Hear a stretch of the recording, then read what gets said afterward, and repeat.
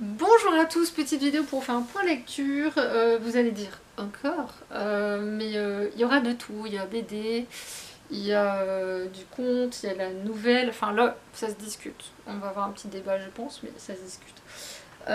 Thriller et contemporain en Asie. Oui, encore.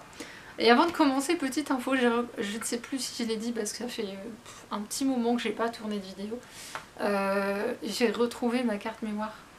Voilà, je l'ai retrouvée. Elle était là où j'avais regardé, en fait, tout simplement. Donc je vais changer de lunettes. Non, je rigole. Mais parce que je les ai changées il n'y a pas très longtemps quand même. Ça fait seulement un an, même pas. Un peu plus d'un an que je les ai changées. Donc voilà. Sur ce, on va commencer avec ce livre qui a fait ma journée quand je l'ai reçu, parce qu'en fait c'était pas prévu, je n'étais pas au courant qu'on me l'avait envoyé. Je remercie infiniment l'atelier des cahiers de m'avoir fait cette si belle surprise, parce que franchement j'aime ouvrir ma boîte aux lettres si je vois un livre dans ma boîte aux lettres. Et pour être tout à fait honnête, s'ils me l'avaient proposé, parce qu'en fait ils m'ont même pas demandé, parce que jusqu'à maintenant j'ai toujours dit oui à tous leurs livres. Celui-là, s'il me l'avait proposé, j'aurais beaucoup hésité et je pense que j'aurais fini par dire non. Exactement pour la raison que... Exactement par... En fait, il m'arrivait exactement ce que je redoutais avec ce livre. Je vais vous expliquer. Chère mamie, chère maman de Bexouline aux éditions donc l'atelier des cahiers. On suit une jeune femme qui va recevoir un appel de sa mère et qui va lui dire, je cite pas mais l'idée est là, toi qui travailles pas, t'es au chômage, t'as le temps, est-ce que tu peux aller vivre avec ta grand-mère? Déjà c'est hyper sympa. Moi j'ai grincé des dents parce que j'ai eu le droit à ce genre de choses, genre t'es au chômage, t'as le temps, tu peux bien faire ça quoi. Qui a dit que quand t'étais au chômage tu foutais rien de ta vie. Bon enfin soit, ça c'est mon avis personnel. Et en fait elle va le faire mais pas pour sa mère, elle va le faire parce que sa grand-mère elle adore, que là elle est un peu paumée, elle sait pas trop dans quelle direction va sa vie, ni même si elle a vraiment une vie. Donc elle se dit bah ça va me faire du bien de retrouver la maison de mon enfance avec ma grand-mère et de retrouver celle que je suis vraiment au final. Donc elle va y aller mais sans savoir que sa grand-mère est malade et qu'elle est en fin de vie. Et en fait, ce livre fait même pas 60 pages, et c'est ça qui me pose problème. C'est que quand j'ai vu le résumé, je me suis dit, ça doit être une super histoire, mais en 60 pages, ça me paraît très mince en fait à traiter. Et pour moi, c'est pas un roman, 60 pages, pour moi, c'est une novella. C'est pas un roman. Bon, en dehors de ça.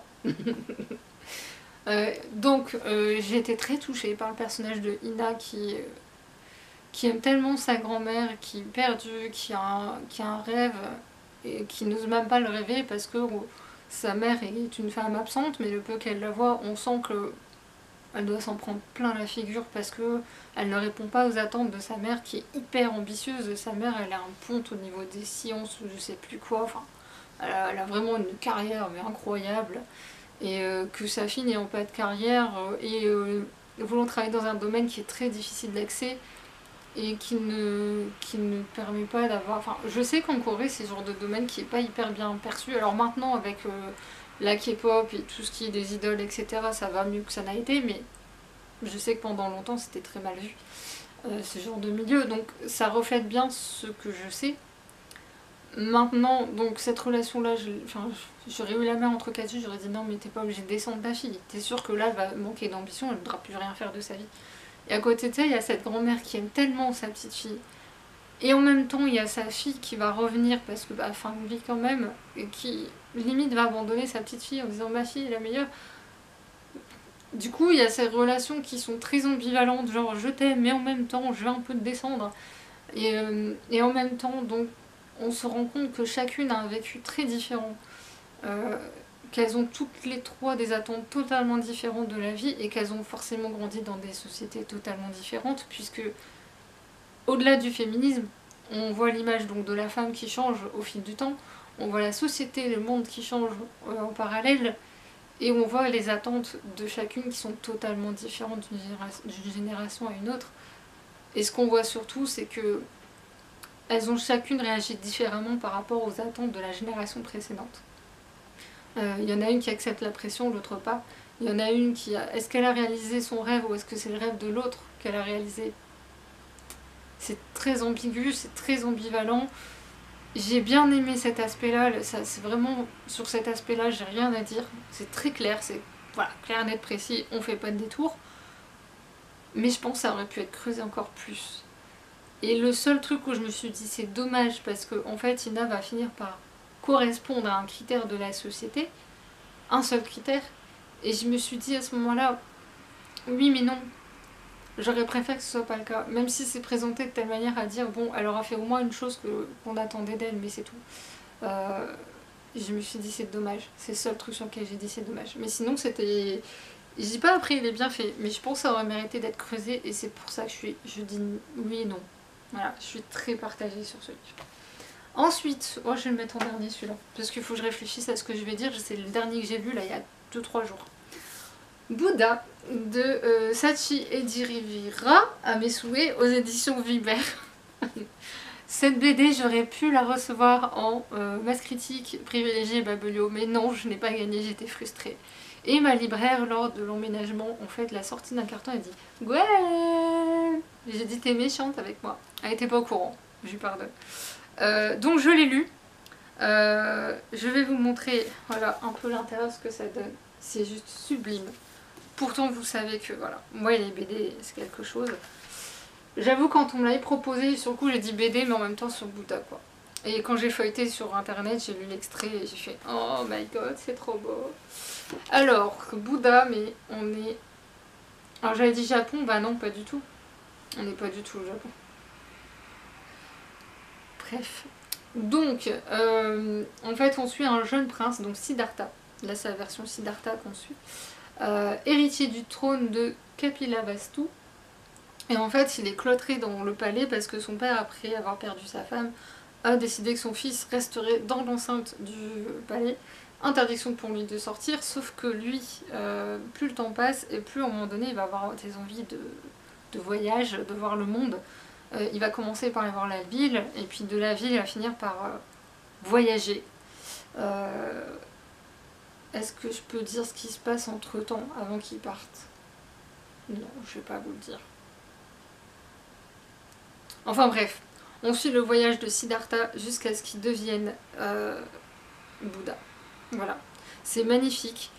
Si vous êtes curieux de la religion bouddhiste, enfin religion, manière de penser, ce que vous voulez, sur la notion de l'éveil, je vous recommande vivement ce livre. Parce que moi qui fais du yoga, le yoga et le bouddhisme sont assez proches en termes de manière de voir les choses, de les vivre. Quand j'ai lu ça, j'ai dit c'est vraiment ça. C'est vraiment ce que j'ai appris avec le yoga, c'est vraiment la vision des choses. C'est hyper intéressant, ça fait du bien. Et on se dit qu'on devrait tous s'y mettre, mais vraiment tous s'y mettre. Mais dans la version à la fin du livre, puisqu'on voit vraiment l'évolution de Siddhartha, on voit vraiment tout ce qu'il va apprendre, tout ce qu'il va tester, tout ce qu'il va essayer, toutes les difficultés qu'il va traverser pour atteindre l'éveil. Et c'est un peu l'histoire de l'éveil en fait. Ce qu'on essaie tous d'atteindre, l'éveil, c'est ça en fait. C'est le fait qu'on va se retrouver face à des blessures, face à des difficultés et qu'il faut les surmonter et trouver le moyen d'accepter ses émotions et de les observer plus que de les vivre. Je pense que c'est ça. J'ai toujours pas fait ma chronique écrite non plus sur cette BD, mais il faudrait vraiment que je m'y penche. Ça me donne envie de la relire, surtout pour ces passages auxquels je pense en particulier. Et ce que j'aime bien, c'est que pendant longtemps, moi je croyais que les femmes n'avaient pas le droit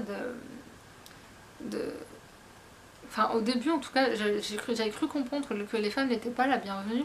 Et en fait, avec lui, si. Pourquoi les femmes n'auraient pas le droit? La question est abordée dans la BD, je trouve ça hyper chouette. Et je trouve ça génial que l'auteur de ce livre, en fait, à la base, je crois qu'il faisait des recherches sur un truc. Et ça, en fait, gamin, il n'avait pas écouté à l'école l'histoire de Siddhartha. Et plus tard, il l'a fait en faisant des recherches, il est tombé sur Siddhartha et était fasciné par ce personnage et il en a fait une BD.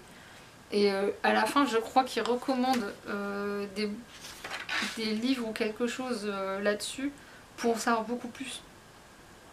Parce que lui, il a fait une version condensée, un peu, pas romancée, mais plus ou moins. Mais il dit clairement, si vous voulez en savoir plus, il me semble qu'il avait... Ouais, il a mis une bibliographie à la fin. Si on veut en savoir plus. Du coup, moi, ça m'intéresse. Forcément. Euh, Bref, je vous la recommande plus pour découvrir, c'est génial, c'est bien fait, les dessins sont magnifiques. Les principes du bouddhisme, quand ils sont présentés, c'est de toute beauté. Enfin, je vais pas mettre trop longtemps volontairement pour vous traîner, voilà. Je trouve ça mais sublime. C'est vraiment mais de toute beauté. Je suis comme une balle. Chute, c'est un secret de Somi et aux éditions d'Intercalme, c'est la suite de Bonne Nuit Maman. Comment vous en parler sans rien dire du premier tome déjà? Frustration. Donc on retrouve cette jeune fille qui m'avait fait profondément peur dans le premier tome à Young, mais on la retrouve quand elle a 16 ans. Et en fait, son père... Voilà, on va dire, voilà, elle va déménager dans sa ville natale, je crois, enfin pas natale, mais ouais si, sa ville natale, avec son père, et elle va se retrouver dans une école où une élève a été tuée. Enfin, elle a disparu, tu vois. Elle a disparu, mais nous on sait qu'elle est morte. Et en fait, comme elle est la meilleure, qu'elle est à Young, en fait, on retrouve à Young qui est plus calme, plus posé, mais on sent qu'il y a un petit démon intérieur qui est toujours présent. Et bah elle va faire ce qu'elle sait faire de mieux, en fait, voilà, je vous en dis pas plus, mais comment vous parler de ce livre sans rien spoiler là... En fait, c'est bête parce que... Est-ce que c'est marqué? Non, c'est pas marqué dans la quatrième de couvre. C'est parce que j'ai vu des résumés où ça spoilait un peu par rapport à la fin du premier tome, ça spoilait un truc énorme en fait, qu'on sait pas si oui ou non elle a fait ce qu'elle a fait, grosso modo. Dans ce tome 2, ce que j'aime bien, c'est qu'on va on apprend énormément sur le père que je trouvais très bizarre dans le tome 1, le peu qu'il apparaissait. Dans le tome 2, ça a confirmé mes soupçons, mais j'étais un peu loin de la vérité. Même très très loin de la vérité. Et du coup, mon avis sur Ayung est toujours ambivalent. Et en même temps, je me dis, Ayung essaie d'évoluer dans le droit chemin. Alors maintenant, il faut que l'environnement aille dans ce sens-là. C'est pas forcément le cas. Et cette fille est hyper intelligente, elle est tenace, elle est machiavélique. Et en même temps, elle est machiavélique pour de bonnes raisons. Les thèmes abordés, pour pas spoiler, violence conjugale, pervers narcissique, harcèlement scolaire. En plus en Corée c'est particulièrement violent, en France on est bon mais en Corée ils sont bien pires, au niveau harcèlement ils vont extrêmement loin. Et là on est dans un petit village en Corée que je connais pas, donc je trouve ça bien que ce soit exporté, qu'on soit ailleurs qu'à Séoul et dans un petit village en bord de mer. Je trouve ça hyper génial où tout le monde se connaît. Les personnages sont tous hyper bien travaillés comme d'habitude. Là mon seul regret c'est que j'ai pas eu autant de frissons que sur le premier et j'aurais bien aimé. J'ai été déçue juste sur un personnage que j'aurais aimé retrouver comme dans le premier tome, mais après c'est compréhensible parce que les violences conjugales sont tellement bien traitées, l'emprise du pervers narcissique est hyper bien faite. On peut pas dénoncer mieux que dans ce roman, honnêtement. Si vous voulez vraiment un roman qui montre vraiment les mécanismes psychologiques, c'est hyper bien traité. Que dire de plus? C'est le seul regret que j'ai, c'est ce personnage, et en même temps ça montre très clairement que même une femme hyper intelligente qui connaît les mécanismes en plus psychologiques, qui les connaît pour les travailler professionnellement parlant, elle aussi se fait avoir en fait. Et ça montre bien que n'importe qui peut être touché par ce genre de choses, et je trouve ça génial. Je sais pas quand le tome 3 sortira, parce qu'il y a un tome 3, on aurait dû l'avoir en 2022. Nous ne l'avons pas vu. Ou 2023, je sais plus ce qui était marqué, mais on devait l'avoir. Alors je sais qu'ils ont pris du retard, hein, c'est pas la question. Je suis un peu déçue du coup qu'il soit pas encore sorti. Ouais, c'était en 2022. Mais on en sortit un autre à la place. Bref. Ensuite, Ogawa Ito, Le goûter du lion, aux éditions Philippe Piquier. Désolée, j'ai coupé la caméra parce que j'ai peur qu'elle me fasse « Non, je veux plus tourner ». Ici, alors honnêtement, Ogawa Ito, je suis une grande fan de cette autrice, mais j'avoue que celui-là, quand j'ai vu qu'il était sorti, j'ai regardé le résumé par acquis de conscience. Et sur le coup, quand j'ai vu la thématique, je vais... ça va être lourd. Et en même temps, je me disais, Oga Waito, elle arrive à traiter des sujets hyper lourds avec tant de légèreté que ce serait franchement dommage de ne pas essayer. Donc j'ai acheté. Oga Waito, c'est le... Enfin, il y a des auteurs comme ça où je sais qu'il faut que je lise au bon moment. C'est le genre d'autrice, si je lis ce livre-là à un moment donné où je suis pas dans le bon état d'esprit pour, ça marchera pas. Ici, dans ce livre, on suit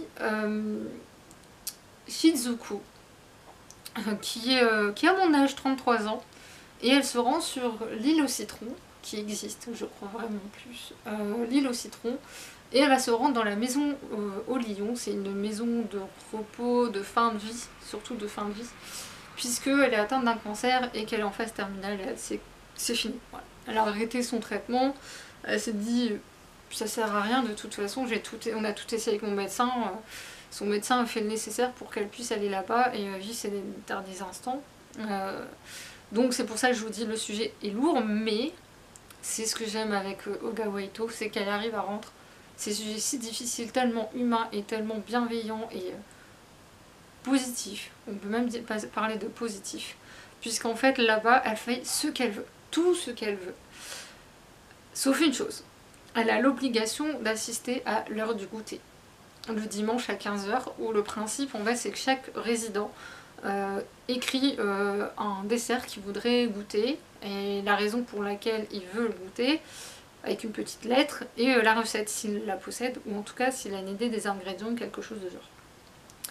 Donc elle pour le coup, comme quand elle arrive, on se rend compte, c'est ce que j'ai aimé dans ce livre là, c'est qu'on se rend compte que oui elle sait qu'elle a un cancer, oui elle sait qu'elle va mourir, et on pourrait croire qu'elle l'a accepté, et en fait au fil du temps on se rend compte que non, elle l'a pas accepté, puisqu'elle observe tout comme si elle était extérieure à elle-même, extérieure au monde, et au contact des résidents qui sont eux aussi en fin de vie, bah, elle va revivre, et aussi étonnant que ça puisse paraître, elle va revivre, et j'ai adoré ces petites touches de vie mais tellement énormes, comme la petite chienne qui est là, il y a une chienne qui est là, qui va passer son temps avec Shizuku, c'est juste énorme.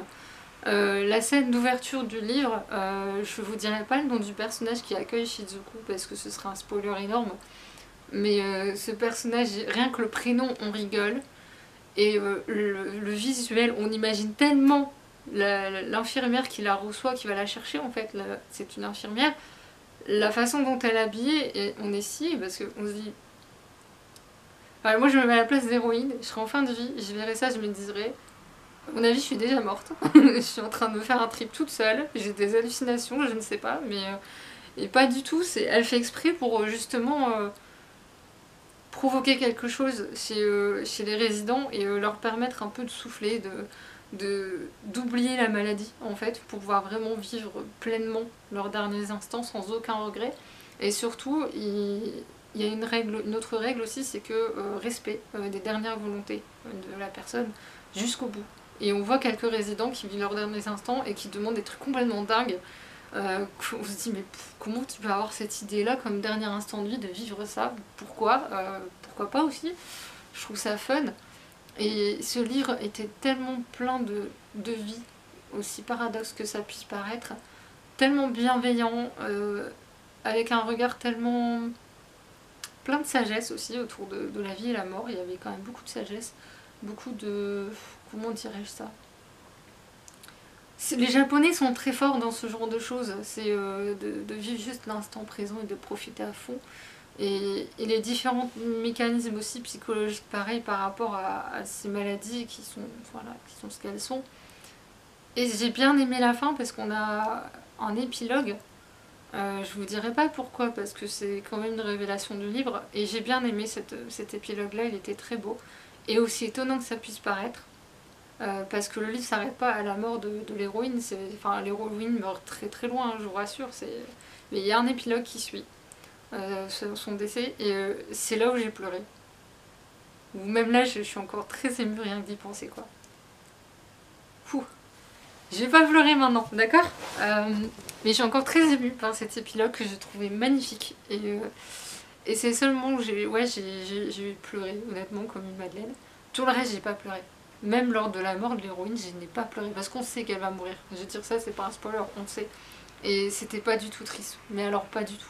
C'était au contraire magnifique, je visualisais ça et je me disais mais c'est tellement beau. On aurait pu croire qu'elle nous écrivait une peinture en fait, ou quelque chose de genre là. Bref, c'est un peu un paradis sur terre qu'elle nous propose dans ce livre pour une fin de vie, et moi je suis preneuse, voilà. Les Japonais sont tellement bons dans ce domaine. Bref, maintenant on arrête de pleurer, et on va parler des contes mystérieux du Japon traditionnel et urbain de Claudia Cazoguier, Garnier aux éditions Santon. Je remercie la personne en charge de la com, qui est juste adorable, qui m'avait contacté sur les réseaux sociaux en me disant est-ce que vous le voulez en service presse? Oui. Mais oui, mais je l'ai repéré, en fait je l'avais repéré avant même qu'il fasse les concours, etc. Et je m'étais dit bon, il sort quand là, parce qu'ils ont fait une super pub, les éditions Santon. Et quand il me l'a proposé, j'étais en train de faire les courses avec ma mère, j'étais comme une dingue. J'ai dit maman, regarde. Donc je le remercie infiniment de m'avoir proposé ce livre, parce qu'en fait ici c'est des contes du coup autour du Japon, traditionnels et urbains, parce qu'en fait c'est des yokai et on voyage un petit peu partout. Et je suis assez d'accord avec la quatrième de coup où c'est marqué les légendes japonaises revisitées dans ce recueil n'ont rien à envier à Lovecraft ou Stephen King. Alors, j'ai jamais lu Stephen King. J'ai vu des extraits de films, ou j'ai entendu parler des livres, ce genre de choses dont je connais vaguement, mais sans plus. Par contre, Lovecraft, j'ai regardé déjà, je crois que c'était une série, il me semble, que j'ai vue autour de Lovecraft. Et je suis assez d'accord par rapport aux ambiances. Voilà. Les ambiances, c'est vraiment ça. Je vous rassure, il n'y a rien de flippant. Si vous êtes vraiment hypersensible au niveau du sang ou ce genre de choses, il y a des nouvelles peut-être à éviter. Enfin, des contes à éviter. Mais en règle générale, franchement, vous pouvez y aller. J'ai déjà lu des livres autour des yokai et autour des contes japonais. J'en ai déjà lu quelques-uns. Du coup, moi, ça m'a fait un petit rappel à l'ordre, parce que j'avais un petit peu oublié certains, même pas mal d'entre eux. Mais j'aime bien en fait replonger dans ce genre de choses, c'est une bonne occasion. L'autrice a super bien respecté, en fait, justement, c'est là où on voit que c'est bien fait. C'est que certains contes, je les connaissais. Et alors elle a fait un peu à sa sauce, elle les a adaptés par rapport à elle, parce que comme tous les contes, il existe plusieurs versions. Et il y a celle avec la vaisselle, avec la servante, dont je me souvenais. Je me souvenais d'une partie, mais pas de tout. Et je pense elle a fait une version différente de celle que j'ai lue, mais l'idée reste la même. Et c'était génial. Pour que je m'en souvienne, ça veut dire que c'est vraiment bien fait. Que j'en oublie même celle que j'ai lue d'abord. Il y en a une autre aussi, c'est avec une jeune femme qui se promène dans les rues et qui sait très bien ce qui va lui arriver avec des soldats américains. Je trouvais ça bien de choisir des soldats américains. Je crois pas que dans l'autre version que j'ai lue c'était des soldats américains. Mais j'ai trouvé ça génial aussi. En fait j'ai beaucoup aimé ce recueil parce que déjà ça m'a replongé dans ces contes que j'ai déjà lus. Et j'en ai découvert d'autres, ou alors je me souviens plus, c'est possible aussi, mais je pense que je les connaissais pas. Parce qu'il y en a un avec le bateau pirate, je ne le connaissais pas.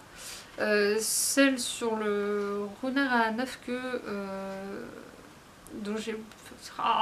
Inari, je crois, je sais plus. J'ai peur de dire une grosse bêtise, donc on va faire comme si j'avais rien dit. Je ne la connaissais pas. Je connaissais pas du tout. Je connaissais le yokai, mais je ne connaissais pas celle-ci. J'essaie de retrouver le nom, mais je vais pas le retrouver.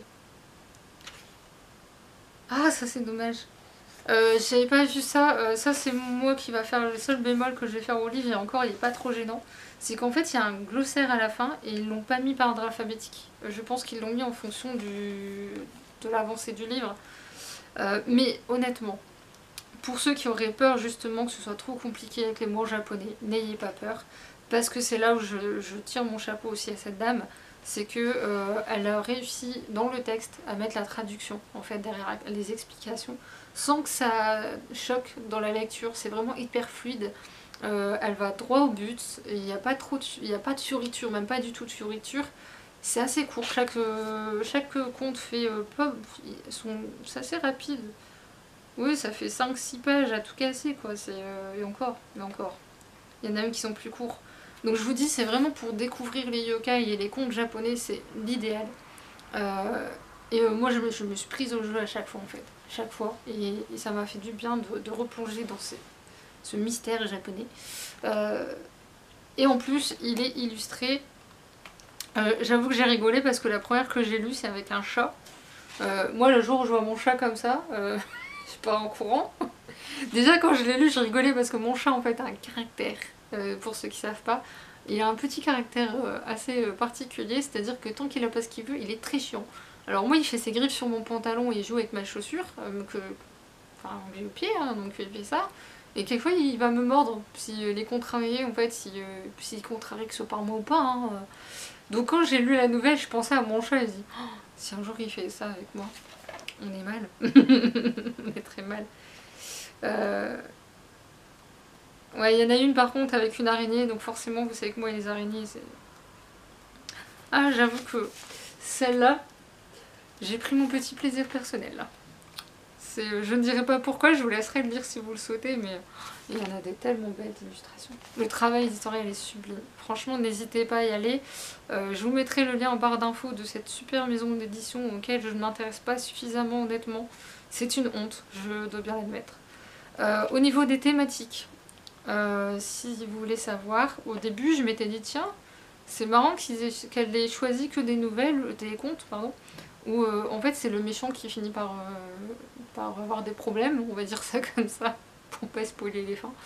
Et je trouvais ça bien. Et après on voit aussi que des gens hyper gentils, bienveillants, qui veulent rendre service, il leur arrive des tuiles aussi, c'est le manque de peau. Et l'art de la manipulation. Alors j'ai remarqué que c'est beaucoup des femmes quand même qui étaient victimes de base et qui se vengent après. Oui et non. Voilà, je suis oui et non. Honnêtement, j'ai pas eu d'avis là-dessus. C'est des contes en fait. Le but c'est de passer un message et le message y passe. C'est ce que j'ai beaucoup aimé aussi. Et je trouve que donc cette femme a fait un travail merveilleux.